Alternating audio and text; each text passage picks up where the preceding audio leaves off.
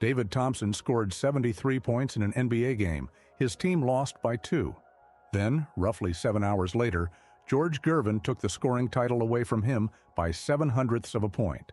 Not 7 points. 0.07.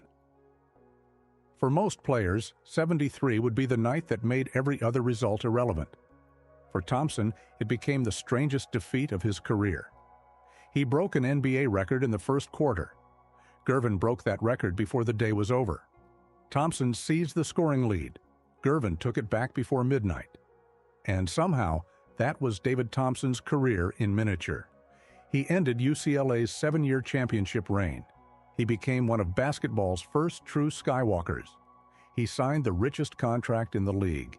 He reached heights that made a young Michael Jordan stare at the television and imagine a different kind of basketball. Yet Thompson's NBA career was over before his 30th birthday. Years later, when Jordan entered the Hall of Fame, he could have chosen Dean Smith. He could have chosen Phil Jackson. He could have chosen Charles Barkley. Jordan chose David Thompson. Why? Why did the most famous basketball player who ever lived place this nearly forgotten North Carolina star beside him on the biggest night of his life? How could the man Jordan idolized disappear from the NBA at 29? And how could 73 points fail to win Thompson the game, the scoring crown, or even the most durable record set that day? To understand that, we have to return to Detroit on April 9, 1978. It was the final day of the regular season. Only 3,182 people were scattered through Cobo Arena. The Detroit Pistons were saying goodbye to the building, but national television had found a better story. John Havlicek was playing his final game in Boston. That was where the cameras went. Nobody expected history in Detroit. David Thompson was locked in the closest scoring race the NBA had ever seen. George Gervin of the San Antonio Spurs held a narrow lead. Denver coach Larry Brown asked Thompson a simple question before the game. Did he want to go for it? The Nuggets were already headed to the playoffs. One afternoon of shameless shooting would not change their position. Brown was prepared to turn Thompson loose. But Thompson had never been trained to treat basketball like a personal auction. His coaches had taught him to lead a team, not hijack one. He told Brown he simply wanted to play. That is Thompson's version. His teammates remembered the meeting a little differently. Dan Issel later said Denver did not bother with a normal scouting report. The entire aim of that game was to get David as many points as we could. So, which was it? A natural explosion from a reluctant superstar? Or a team deciding that the final afternoon of the season would become one long assault on George Gervin's lead? The answer is both. Thompson did not walk into the arena demanding 50 shots. That was not his personality. But Denver knew exactly what was available. The playoffs were secured. The standings could not hurt them. A scoring crown could make its star more valuable, its franchise more visible, and its next contract more expensive. This was not an innocent Sunday pickup game. The Nuggets had a reason to create a headline, and once Thompson made his first few shots, every respectable basketball principle disappeared beneath a much more exciting command. Keep feeding him. Then he made his first 8 shots, mid-range jumpers, alley-oops, quick attacks before Detroit could load its defense. Thompson rose, released, landed, and moved again. The ball seemed to know where it was going before the Pistons did. He scored 32 points in the first quarter. That was one more than Wilt Chamberlain had scored in a quarter during his legendary 100-point game. Thompson had just broken an NBA record in a half-empty arena without a national television crew. The scoreboard at Cobo Arena did not even display individual statistics. Thompson did not know the number until he reached the bench. Then his teammates began behaving as if he were carrying something contagious. They would not speak to him. They didn't want to touch me, Thompson remembered. Nobody wanted to be the fool who broke the spell. Imagine that bench for a moment. Professional players who had seen Thompson fly every night were now sitting beside him in silence because even they did not understand what was happening. The radio crew had a different problem. Its handwritten scoring sheet was not built for this. Thompson's column filled up, and the broadcaster began scribbling his points into the margins. That may be the most perfect image of the afternoon. David Thompson was scoring faster than the paper could hold him, and he was only warming up. The first 7 shots Thompson took in the second quarter also went in. At one point, he had made 20 of 21 attempts. By halftime, David Thompson had 53 points. 53 points in 24 minutes. Now the television crews came rushing into Cobo Arena. Reporters who had ignored the game suddenly needed a microphone near the floor. Detroit players began looking at one another as if they were about to become permanent background characters in somebody else's immortal night. Someone tried to arrange a live halftime interview with CBS and Brent Musburger. Even that failed because of technical problems.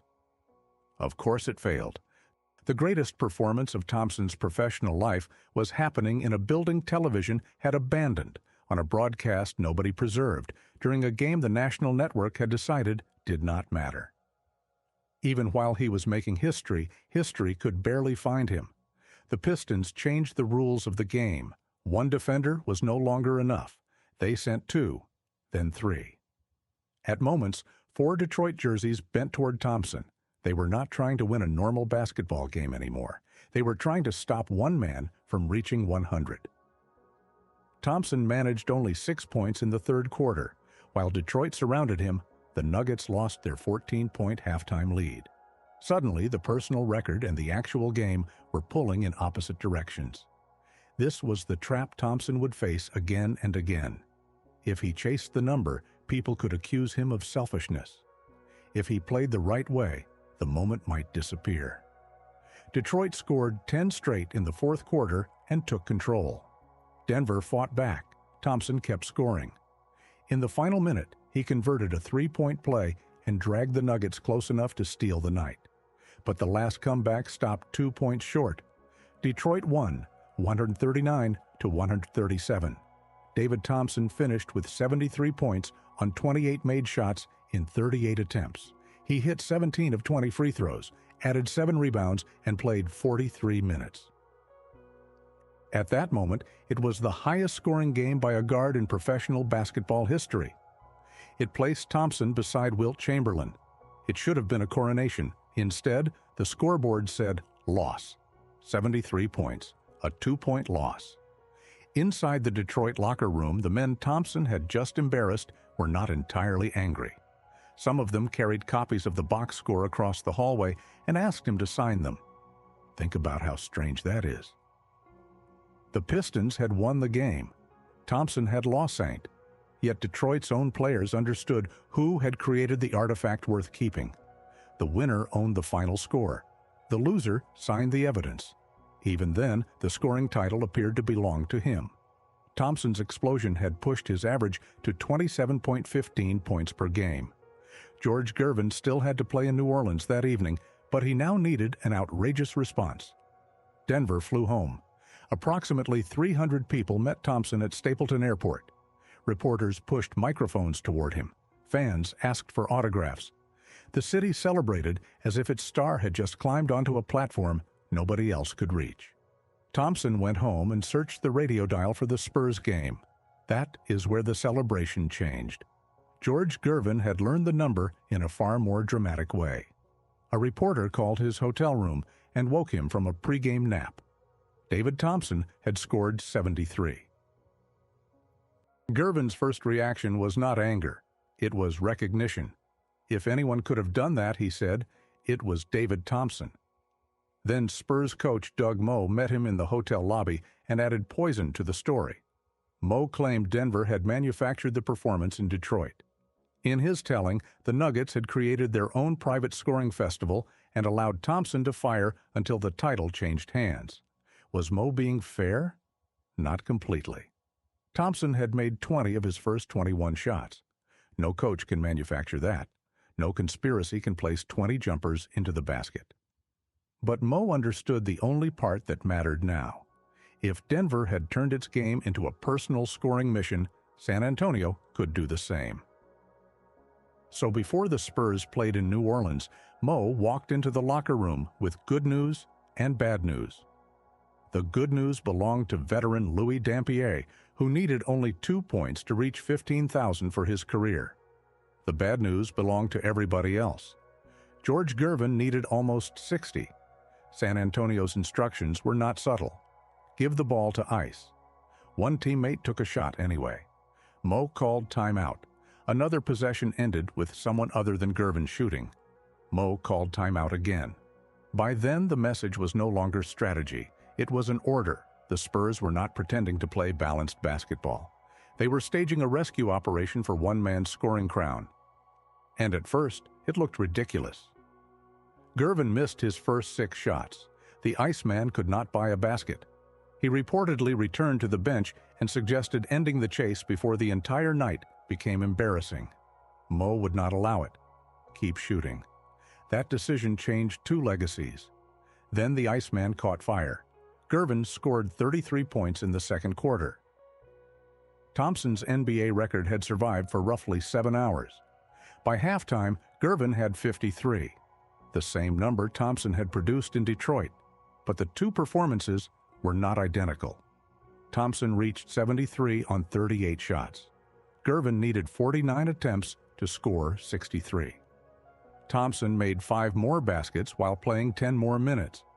Gervin recorded only 1 assist because San Antonio had reduced its entire offense to a single instruction: give it back to Ice. New Orleans understood what was happening and did not exactly treat the night like a championship defense. At moments, Gervin conserved energy near half court while the other 9 players continued. Pistol Pete Maravich, watching from the sideline, reportedly encouraged him to keep chasing. Was this pure basketball? Of course not. It was theater. It was vanity. It was 2 eliminated opponents, 2 playoff-bound teams, and 2 coaches temporarily turning an NBA schedule into a private duel between men playing more than 1,000 miles apart. And it was magnificent. This is where respectable documentaries sometimes become too polite. They call it a scoring race and move on. But everyone involved knew how absurd the day had become. Denver force-fed Thompson. San Antonio force-fed Gervin. Both defenses surrendered enormous totals. Both teams chasing the individual prize lost the actual game. The basketball was real, the numbers were real, the circumstances were shameless. That does not make the performances smaller, it makes the story better. Thompson later wrote that he understood immediately. I knew my 73 points had been in vain. Gervin finished with 63 points. San Antonio also lost its game, but the individual race was over. Gervin's final average was 27.22. Thompson's was 27.15. Gervin had wanted to stop after passing the required number. Then he asked to remain long enough to add a few more, just in case somebody had made a mistake with the arithmetic. That was how thin the margin felt. Not 1 possession, not 1 basket. A calculation. 7/100ths separated them. Think about what disappeared in one afternoon. Thompson lost the game in which he scored 73. He lost the scoring title. He lost the quarterly scoring record. And because Gervin answered later, the final headline belonged to the man who chased him down. David Thompson had climbed above the league. The league moved the ceiling. But this pattern had not begun in Detroit. Long before the NBA discovered how cruelly close Thompson could come, college basketball had already built rules around the one thing he did better than almost anyone alive. It told him he was not allowed to dunk. Thompson arrived at North Carolina State at 6'4" with an alleged 44-inch vertical leap. Stories about his jumping became ridiculous because the truth already sounded ridiculous. He could reach the top of the backboard. According to the legend, he could pluck a coin from it. Thompson later corrected the mythology. Yes, he said, he could touch a quarter on top of the backboard. No, he could not leave change behind. That clarification hardly made him sound human. The NCAA had outlawed the dunk in 1967, so the most explosive college player of his generation entered a sport that had banned his most frightening weapon. What do you do with a man who can play above the rim when the rules insist the game must remain below it? NC State found a loophole. Point guard Monty Toe was 5'7". Thompson was almost a foot taller and seemed to rise another foot after he jumped. Toe began throwing the ball toward the rim. Thompson would catch it in the air and guide it through without technically dunking. The alley-oop was not born from decoration, it was born from defiance. College basketball had removed the dunk, so NC State split the act into two pieces and dared officials to stop it. Toe later said Thompson had such remarkable hands that the pass could go almost anywhere in the gym. Thompson would find it. The crowd learned to react before the ball arrived. Toe looked up, Thompson cut, the arena inhaled, then David Thompson appeared where a 6'4" man was not supposed to be. As a freshman playing on the separate freshman team required in that era, Thompson averaged more than 35 points and 13 rebounds. People arrived early for freshman games because the attraction was already obvious. When he finally joined the varsity, NC State stopped losing. The Wolfpack went 27-0 during the 1972-73 season. Thompson averaged nearly 25 points, shot better than 57%, and became a first-team All-American. On national television against Maryland, he scored 37 and made the decisive follow shot. The entire country now knew his name, and the perfect season led nowhere.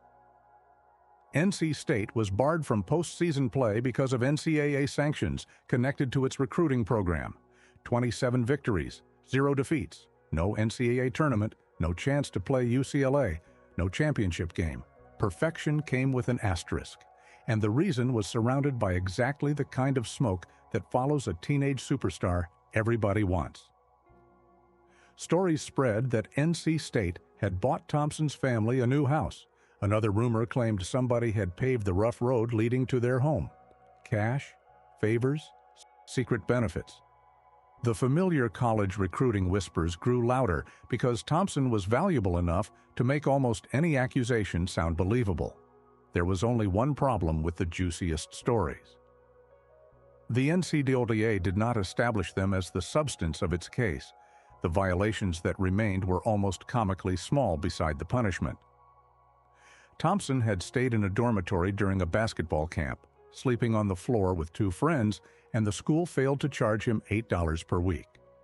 After he had already signed with NC State, he played pickup games with future teammates. An assistant coach joined some of those games, and the NCAA classified them as an illegal tryout. An illegal tryout for David Thompson. The most desired player in the state supposedly needed to prove himself in a pickup game after the school had already signed him. You could not invent a more perfect example of college basketball bureaucracy if you tried. Duke was punished in the same recruiting war after a booster gave Thompson a ride and bought him a sports coat. Everyone wanted the young man from Shelby. Everyone bent something. Then the institutions continued, the coaches kept recruiting, and the players on NC State's floor paid with a perfect season. Thompson later called it a bunch of nitpicky stuff and said he believed the punishment cost NC State a second national championship. Was he right? Nobody can award a trophy to a team that never entered the tournament. UCLA still had to be beaten. One bad night could still end everything. But NC State went 27-0. That is not a fantasy. That is a completed regular season without a loss. The NCAA did not take away a hypothetical contender. It locked an undefeated team outside the tournament over violations that looked microscopic beside the consequence. The first great prize of Thompson's career did not escape because he missed a shot. It disappeared in an office. Sound familiar? Thompson had done everything the basketball court asked of him. Somebody else's decisions had moved the prize out of reach. The next season, there would be no excuse and no second invitation. In 1974, only the ACC tournament champion could advance to the NCAA tournament. Finish second, and one of the best teams in America would simply go home. NC State met Maryland in a conference championship that felt like a national final played too early. The Wolfpack fell behind by 15. Maryland had stars, size, and a place in history waiting. Thompson and NC State tore it away. The game went to overtime. Tommy Burleson scored 38. Thompson added 29. NC State survived, 103-100. One gate opened. Then Thompson nearly did not reach the next one. During the East Regional against Pittsburgh, Thompson launched himself toward a defensive play, went over teammate Phil Spence, and landed on his head. Reynolds Coliseum went silent. The man who seemed immune to gravity had finally been caught by it. He was taken to a hospital. The cut required stitches. His status became the only question that mattered in North Carolina. Later, Thompson returned to the arena with his head bandaged. The crowd did not cheer only because its superstar had come back. Thompson remembered the reaction because it showed him they cared about the person beneath the legend. 1 week later, that bandaged superstar faced UCLA. John Wooden's Bruins had won 7 consecutive national championships. Bill Walton was their giant, their genius, and their security system. UCLA had already beaten NC State earlier that season. The dynasty had history, confidence, and the best big man in college basketball. NC State had David Thompson. Before the semifinal, Thompson rolled his head dramatically while Norm Sloan drew up plays. Sloan nearly panicked. Thompson was joking. Then the game began, and nobody was laughing. UCLA controlled stretches of the afternoon. NC State fell behind by 11 in the second half. The Wolfpack forced overtime. In the second extra period, UCLA built another 7-point lead. 7 points down against the greatest dynasty college basketball had ever seen. That was supposed to be the ending. Thompson refused it. He scored 4 crucial points in the final minute. He rose above the rim to block a shot by the 7'2" Walton. The little guard Toe made the closing free throws.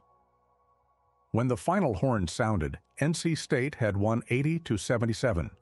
UCLA's 7-year reign was over. Thompson finished with 28 points and 10 rebounds. 2 nights later, he scored 21 as NC State beat Marquette for the national championship. He was named the Final Four's most outstanding player. No asterisk, no excuse. David Thompson won the biggest prize in college basketball by going through the empire that had owned the sport.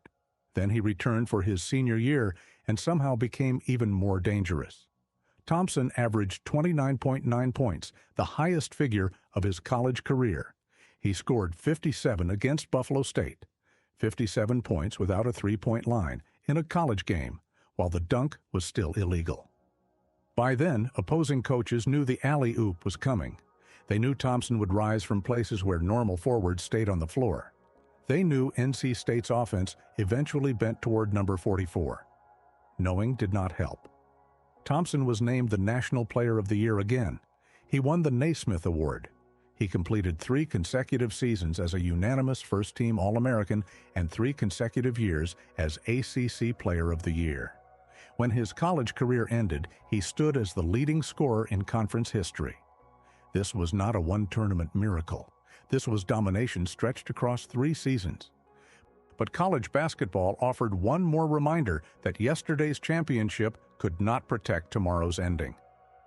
In the 1975 ACC Tournament Final, North Carolina beat NC State 70-66.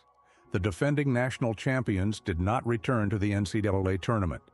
Thompson's final college season ended before the national bracket began. He had scored more than ever. He had collected nearly every individual honor available. He had become an even greater player than the one who ended UCLA's dynasty. And the last picture of his college career was not another championship. It was an exit. That detail matters because Thompson's story is not a cheap claim that he never won. He did win. He stood on top of college basketball and held the trophy. The more haunting truth is that even after reaching the summit, he could never make the summit stay beneath his feet. But even this triumph helps explain what followed. Thompson had beaten Walton. He had beaten Wooden. He had climbed past the program that defined greatness. From that moment forward, ordinary success could never be enough. Every professional season would be measured against an impossible college afternoon. And basketball still had not allowed the country to see his most explosive move. Before Thompson's final home game at NC State, the school retired his number 44. Then, with the dunk still illegal, Thompson broke loose toward the basket. He rose, he slammed the ball through, not a cautious drop over the rim. Thompson remembered it as a tomahawk windmill, the kind of finish the rule book had spent his entire college career trying to erase. The official called a technical foul. The crowd lost its mind. Thompson later described the contradiction perfectly. "I got a technical and a standing ovation. The referee punished him. The building thanked him. And ask yourself which verdict mattered more. It was one dunk in one game that did not need the points. The violation was the message." College basketball had spent years telling David Thompson to stay below the rim. On his way out, he ignored the rule and showed everyone what they had been denied. Professional basketball was waiting. So were two leagues fighting over the same man. The Atlanta Hawks selected Thompson with the first pick of the 1975 NBA draft. The Virginia Squires held the first ABA claim, then sent his rights to Denver. The established league and the Rebel League were now bidding for the same North Carolina phenomenon. Thompson chose Denver. The decision was so powerful that the Nuggets reportedly sold 5,000 season tickets almost immediately. One signature moved an entire market. Atlanta had possessed the first pick in the respectable league and still could not close the deal. Denver represented the unstable league, the league with disappearing teams and nervous owners, yet it sold Thompson something Atlanta could not: the opportunity to become the center of a new basketball world. That was the first great professional gamble of his life. And for one season, it looked brilliant. That decision mattered beyond one contract. The ABA was fighting for survival, franchises were folding, money was unstable. The NBA had spent years treating its rival as a noisy circus with a red, white, and blue ball. Then the best player in college basketball rejected the NBA's #1 pick and joined the circus. Denver did not receive a developmental project. It received an attraction. Thompson averaged 26 points as a rookie. He was named ABA Rookie of the Year and made the All-ABA second team. At the 1976 ABA All-Star Game, the league tried something new at halftime: a slam dunk contest. For years, college basketball had hidden Thompson's flight. Now the ABA built a stage for it. The contestants included George Gervin, Artis Gilmore, Larry Kennan, Julius Erving, and David Thompson. The names alone sound like a committee assembled to redesign gravity. Thompson reached the final round. Then Dr. J took off from the free throw line. Erving won the contest. The image became one of the most famous in basketball history. Thompson, the man college fans had waited years to see dunk legally, finished behind another flyer on the first great professional dunking stage. The prize moved again. But here is the part the simple version forgets. Thompson did not leave that night empty-handed. The ABA's All-Stars were playing against Thompson's Denver Nuggets, and Thompson scored 24 points with 10 rebounds. He was named the game's most valuable player. He lost the contest everyone remembers. He won the game. That contrast followed him all the way to the final ABA Finals. Denver finished with the league's best regular season record and reached the championship series.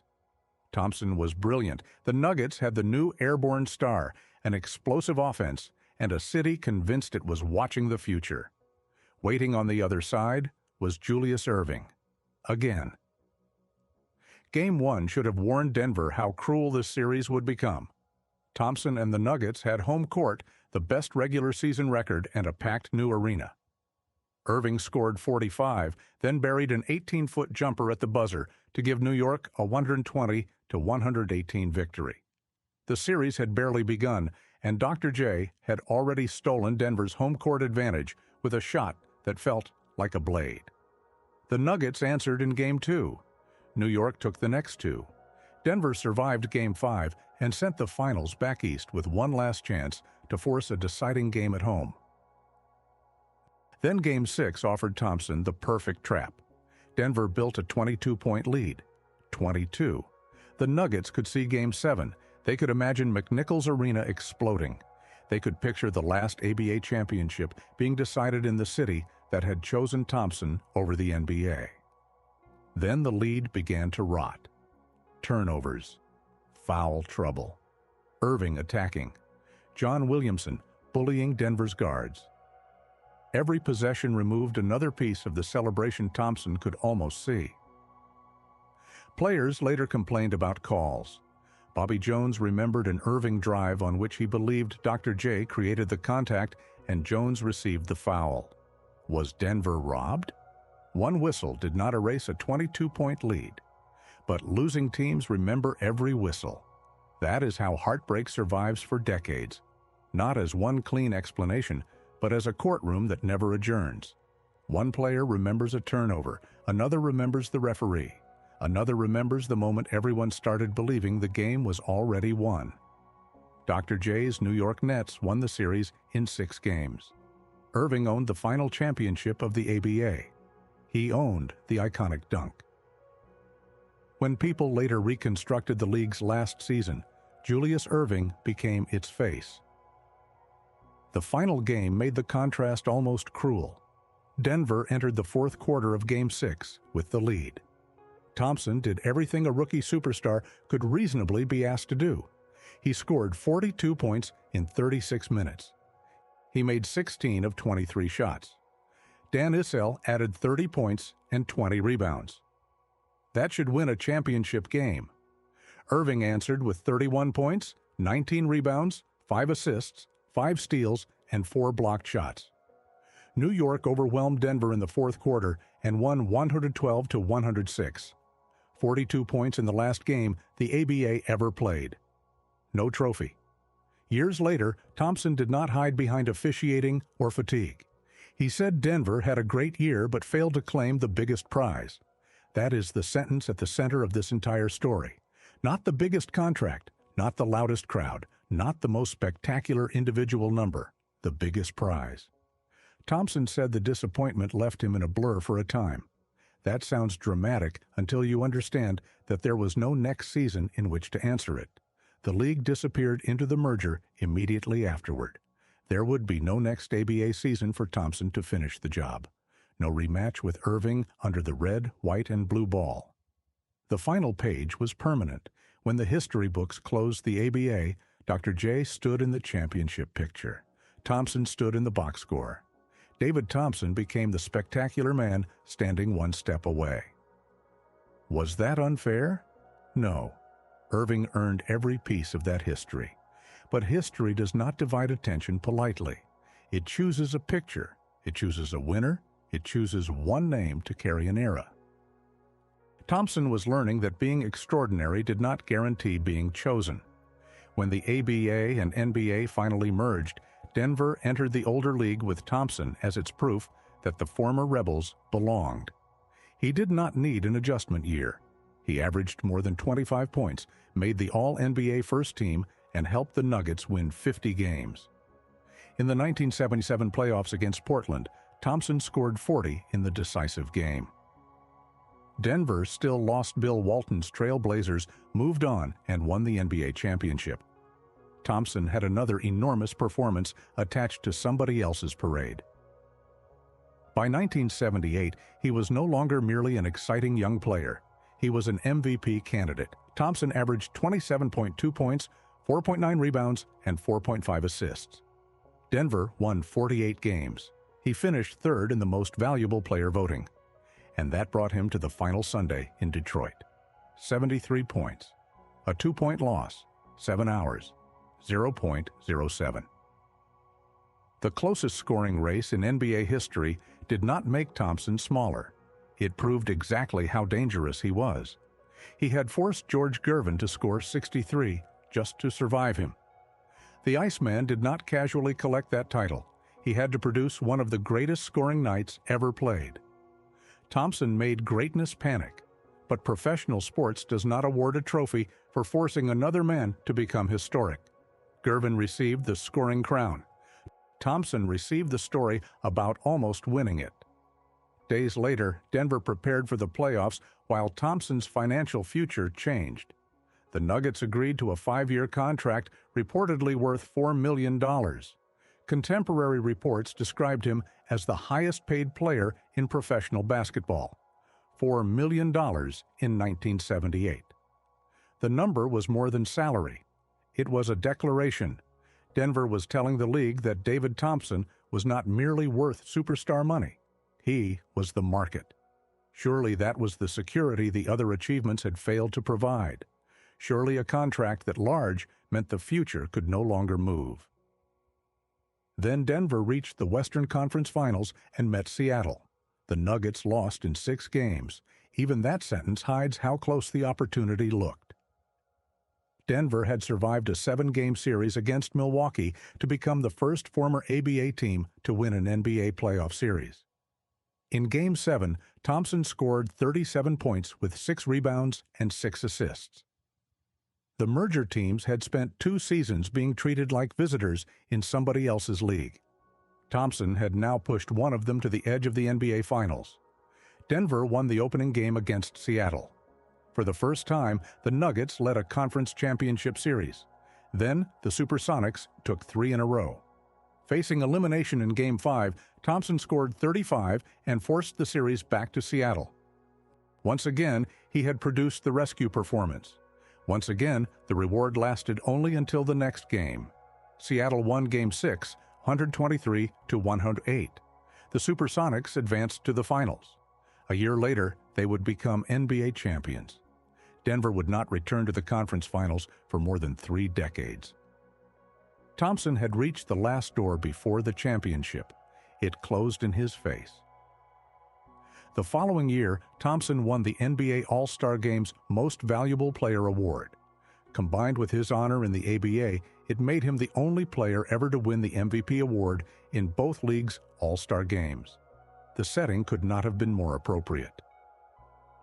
The 1979 All-Star Game was played before more than 31,000 people in the Pontiac Silverdome outside Detroit. 1 year earlier, Thompson's greatest scoring performance had begun in the same market with almost no national cameras waiting. This time, everybody was watching. The West roster included Kareem Abdul-Jabbar, Paul Westphal, George McGinnis, Dennis Johnson, and Jack Sikma. The East had Julius Erving and George Gervin, the 2 men who kept appearing on the other side of Thompson's most famous moments. Gervin scored 26. Erving scored 29. Thompson scored 25 on 11 of 17 shooting, and the West won 134-129. This time, David Thompson received the trophy. There was no technical foul, no Dr. J taking the dunk title, no radio broadcast carrying bad news from New Orleans. He had beaten a floor filled with Hall of Famers and walked away as the best player in the building. For one night, the prize stayed where he put it. Another summit. Another reminder of what he could do when the best players in basketball shared one floor. But the championship never came. The scoring title never came. The league MVP never came. And the contract that looked like a guarantee began to feel like a countdown. Then the body sent its first serious invoice. During the 1979-80 season, an injury forced Thompson to miss the final 36 games. Denver missed the playoffs. A player whose career had been built on instant elevation was now being measured by whether he could get healthy enough to lift off again. Thompson returned the following season and averaged 25.5 points in 77 games. That recovery matters. It proves the decline was not one clean collapse beginning the instant he signed the contract. The elite scorer was still present. He could still shoot, still rise, and still punish defenders who mistook trouble for disappearance.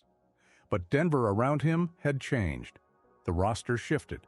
The relationship between star and franchise tightened. Off-court instability did not arrive as a single dramatic explosion. It worked more quietly, taking pieces from preparation, trust, and consistency. The future did not vanish in one night. It leaked away. This is where most versions of David Thompson's story change genres. The flying becomes falling. The numbers become warnings. The man becomes a lesson. That version is real. It is simply not the whole truth. Thompson made destructive choices. Off-court problems entered his routine. Injuries accumulated. His production slipped. No rival stole those years from Thompson. Injuries opened the door. His own choices helped destroy what remained. David Thompson owned his decisions. But look at the speed of the disappearance. In his first 6 professional seasons, Thompson averaged more than 20 points every year. At his peak, he could score 73 without a three-point line. He was a 5-time ABA or NBA All-Star. He had finished 3rd in MVP voting. He had helped define a franchise. Then, during the 1981-82 season, his scoring average fell to 14.9. Denver traded him to Seattle. The return included Bill Hanslick and a first-round draft pick. Only 4 years earlier, Thompson had signed the richest contract in basketball. Now a newspaper described him with a brutal phrase, the superstar nobody wanted. Read that again, not the former superstar, the superstar nobody wanted. Seattle was gambling that the greatness still existed somewhere beneath the problems. For a moment, the gamble looked brilliant. Thompson helped the Supersonics begin the 1982-83 season with 11 consecutive victories. His scoring touch returned in flashes. He made the All-Star team again. That 11-0 beginning created a dangerous hope. Seattle had not acquired the Thompson who scored 73, but it did not need 73 every night. The Supersonics already had Jack Sikma, Gus Williams, and a disciplined system under Lenny Wilkens. They needed Thompson to become a devastating part of something stable. For stretches, he did. The comeback was quieter than the original rise. There were fewer photographs of his head near the rim and fewer arguments about whether he was the best guard alive. Thompson averaged 15.9 points, and for almost any ordinary player, that would have represented success. But Thompson had destroyed the meaning of ordinary years earlier. Every 15-point night carried the ghost of 73. Every solid game invited the same question. Where had the rest of him gone? The comeback did not restore the old 27-point scorer, but it offered something more important. Time. Thompson was still only 28. A player that gifted did not need to become the Skywalker of 1978 overnight. He needed one stable season, then another. He needed the future to stop demanding repayment for the past. It did not. Contract tension delayed his next season. Thompson eventually returned and appeared in 19 games. He averaged 12.6 points in only 18.4 minutes and shot better than 53%. The efficiency was still there. The runway was getting shorter. In March of 1984, during a road trip in New York, Thompson suffered a devastating knee injury in a fall down a staircase during an incident at a nightclub. 2 ligaments were torn. The details were disputed. Thompson later filed a lawsuit over what happened. The result was not disputed. His season was over. Seattle waived him in October. David Thompson was 30 years old by then, but his final NBA game had come at 29. Sit with what that means. Michael Jordan entered the NBA in October of 1984. David Thompson had been waived days earlier. The man who inspired Jordan's imagination was leaving the league at almost the exact moment Jordan arrived to transform it. One flight ended. The next one began. Jordan's dunks would be photographed from every angle. His shoes would become global symbols. His contests with Dominique Wilkins would turn aerial basketball into an annual television event. The sport finally built an entire industry around the style Thompson had displayed, while college rules were still giving him technical fouls for dunking. Does that mean Jordan stole Thompson's legacy? No. Jordan did something more revealing. He remembered where it came from. As a boy in North Carolina, Michael Jordan watched David Thompson. He copied the imagination before he could copy the moves. Thompson was not just another excellent player from the same state. He was evidence that a guard-sized athlete could attack the sky and still possess a complete scoring game. Larry Brown later described Thompson as a Michael Jordan before there was a Michael Jordan. Bill Walton went even further. When I fantasize about the perfect basketball player, I visualize David Thompson. Those were not pity compliments offered to a damaged former star. Walton had faced Thompson when UCLA's dynasty was on the line. Brown had coached him when 73 points erupted in Detroit. They understood exactly what they had seen. Still, admiration does not automatically rescue a name. New generations arrived. Highlights improved. Jordan became Jordan. Thompson's 9 professional seasons were compressed into 2 convenient images. the man who scored 73 and the star whose life went wrong. The bridge between those images disappeared. Then the telephone rang in 2009. David Thompson was already a Hall of Famer.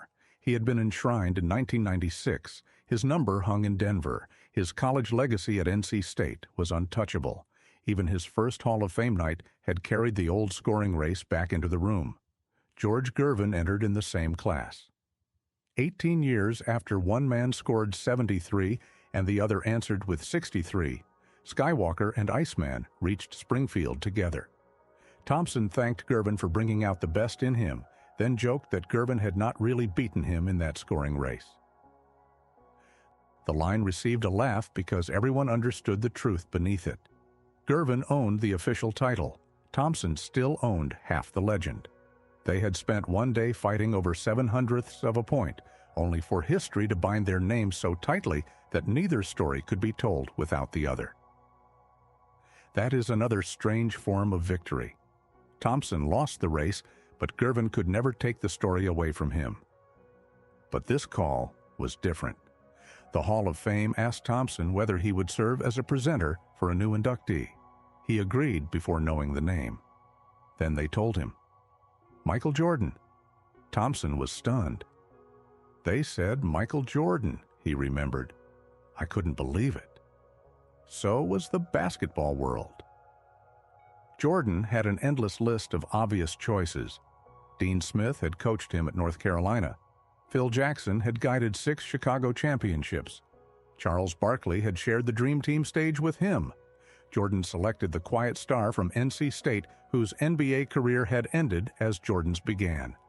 Why David Thompson? Jordan answered from the Hall of Fame stage.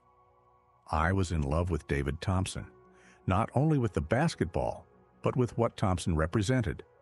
Jordan acknowledged Thompson's trials, but he did not define him by them. He called him an inspiration. Jordan had made the same argument in his writing. Greatness, he explained, evolves from one era into another. There could be no Michael Jordan without the players who had shown him what was possible: Irving, Elgin Baylor, Walter Davis, and David Thompson. Notice what Jordan was saying. He was not offering charity to a forgotten veteran. He was admitting a debt. The most imitated player in basketball history stood on stage and identified the man he had imitated in his imagination. Thompson never needed to score against Jordan for the connection to be real. The relationship had begun before Jordan reached college, when a boy in North Carolina watched number 44 play in a region where basketball heroes did not feel distant. Jordan did not borrow Thompson's exact jump shot. He borrowed permission. Permission for a guard-sized player to live above the rim. Permission to treat hang time as a weapon rather than a trick. Permission to turn athletic impossibility into a complete scoring language. Jordan is not decoration in Thompson's story. He is the witness who proves how far Thompson's influence traveled. That choice did not give Thompson the scoring title. It did not reverse the Detroit score. It did not turn the 1976 ABA Finals into a Denver championship or repair his knee. It did something history sometimes refuses to do. It identified the source. Thompson's name needed that identification more than almost anyone's. There is no complete television recording of his 73-point game available to the public. The national broadcast chose John Havlicek's farewell. Local footage appears to have vanished. Even radio recordings were believed lost for decades. One of the greatest scoring nights in NBA history became a ghost game. Think about the cruelty of that. Jordan's greatest performances survive from multiple angles. Every famous dunk can be slowed down, enlarged, and replayed. Thompson scored 73 without a three-point line, made 20 of his first 21 shots, and most fans can only reconstruct the afternoon from photographs, a box score, and the voices of old men laughing at what they witnessed. Decades later, a partial radio recording was discovered on an old cassette in a Denver basement. The label contained only 2 letters and a number, DT-73. It was not a polished broadcast archive. It was a rescued memory. A damaged cassette preserved the sound. Jordan's choice restored its scale. Not antique, not irrelevant. foundational. Before Michael Jordan could become the future, David Thompson had to show him what the future looked like. Thompson created a performance so extreme that another Hall of Famer needed 63 points hours later to answer it. He broke Wilt Chamberlain's quarterly record. It lasted 7 hours. He took the scoring lead. It lasted 7 hours. He produced the highest scoring game ever played by a guard. His team lost by 2.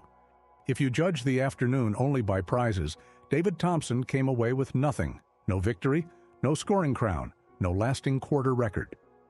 But basketball does not remember only trophies. It remembers the moment an opponent hears an impossible number and realizes he must become impossible too. Gervin's 63 and Jordan's flight both carry Thompson's fingerprints. The man who turned a prohibited dunk into an alley-oop left his mark on a future more famous than he was. That is the final contradiction of David Thompson. The main prize kept escaping him. The game, the scoring title, the record, the professional championship, the long career, all of them moved away at the worst possible moment. But the greatest player of the next generation looked backward and pointed directly at him. Not Dean Smith, not Phil Jackson, not Charles Barkley, David Thompson. The man who scored 73 and still lost, the man whose NBA career ended at 29. The man Michael Jordan refused to let basketball forget.